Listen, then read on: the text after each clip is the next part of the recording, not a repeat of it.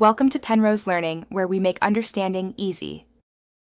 You begin by ensuring prerequisites: MySQL service active and credentials available.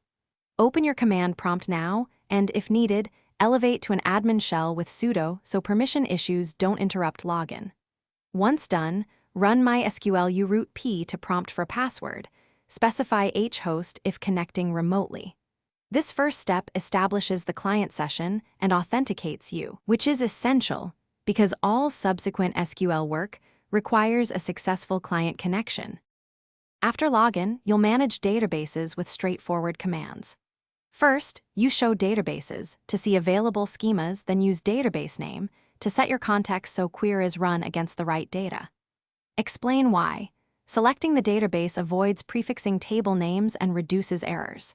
When inspecting tables, show tables, and then run a focused query like select asterisk from table limit 5 to preview rows. Make sure to end statements with a semicolon. When finished, type exit to close cleanly. To finish, execute scripts or adjust connection options. Use MySQL user p database name script. SQL to run batch SQL. This is efficient for migrations. For security or remote access, prefer SSL mode equals required and verify bind address in CNF so the server listens correctly.